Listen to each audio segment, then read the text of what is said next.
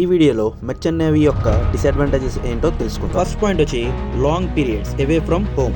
Merchant నేవీలో పనిచేసే వాళ్ళు కనీసం 6 to 9 months contract period base మీద షిప్లో వర్క్ చేస్తారు.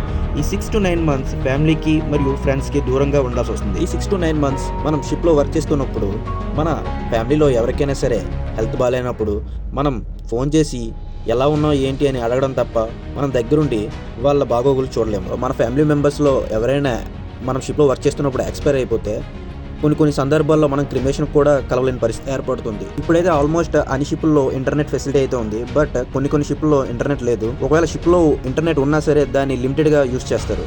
సో ఫ్యామిలీతో మాట్లాడడానికి కూడా కొద్దిగా ఇంటర్నెట్ వల్ల ఇబ్బంది ఏర్పడుతుంది ఈ మెర్చెంట్ నేవీలో చాలా వరకు వర్క్స్ అనేవి చాలా రిస్క్తో కూడుకున్నవి.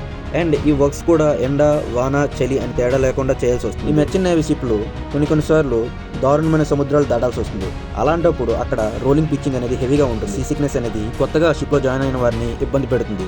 సో ఎలాంటి హార్ష్ వెదర్ కండిషన్స్కి అయినా సరే బాడీ అనేది ప్రిపేర్గా ఉంచుకోవాలి. ఇప్పుడు మీరు రెగ్యులర్గా చూస్తూనే ఉంటారు యూట్యూబ్లో, ఈ మధ్యన హెరాస్మెంట్ అనేది ఎక్కువగా ఈ మెర్చెంట్ నేవీలో కనిపిస్తుంది. సీనియర్స్ అనే వాళ్ళు కొత్తగా జాయిన్ అయిన వాళ్ళని హెరాస్మెంట్ చేస్తుంటారు, ఇబ్బంది పెడుతుంటారు.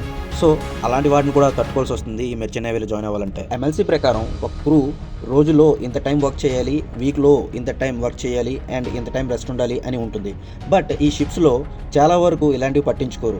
అండ్ 100కి 90% షిప్లలో వర్క్ అండ్ రెస్ట్ అవర్స్ అనేవి అడ్జస్ట్ చేసి చూపిస్తారు. సో దీన్ని బట్టి మీకు అర్థమవుతుంది కదా, రెస్ట్ టైమింగ్ అనేది కూడా కొద్దిగా మీకు ఇబ్బందిగా ఈ మెర్చెంట్ నేవీలో ఉంటుందని. కొన్ని సందర్భాల్లో కొన్ని కంపెనీస్ అనేవి టైంకి సైన్ ఆఫ్స్ అండ్ శాలరీస్ అనేవి ఇవ్వవు. సో అలాంటప్పుడు ఆ క్రూ మైండ్ అనేది మెంటల్గా అప్సెట్ అవుతుంది. సో మెంటల్ ఫిట్నెస్ అనేది కూడా స్ట్రాంగ్గా ఉండాలి ఈ మెర్చెంట్ నేవీ షిప్లో వర్క్ చేయాలంటే. షిప్లు లాంగ్ సేలింగ్ చేసేటప్పుడు ఎవరైనా క్రూకి మేజర్ యాక్సిడెంట్ అయితే వాళ్ళను ఎమర్జెన్సీ హెలికాప్టర్ రెస్క్యూ ఆపరేషన్ చేయాల్సి వస్తుంది, లేదా ఎక్స్పోర్ట్ వరకు షిప్లో ఉన్న మెడిసిన్స్తో మేనేజ్ చేస్తూ సేలింగ్ అనేది కంటిన్యూ చేయాల్సి వస్తుంది. మెర్చెంట్ నేవీలో వర్క్ చేసే వారికి హాలిడేస్లో శాలరీ అనేది రాదు. షిప్లో 0 ఆల్కహాల్ పాలసీ ఉన్నప్పుడు అండ్ కొన్నిసార్లు పోర్టుకి వెళ్ళాక కూడా షోర్ లీవ్ అనేది క్రూకి ఇవ్వనప్పుడు క్రూ మెంటల్గా స్ట్రెస్ అవుతారు.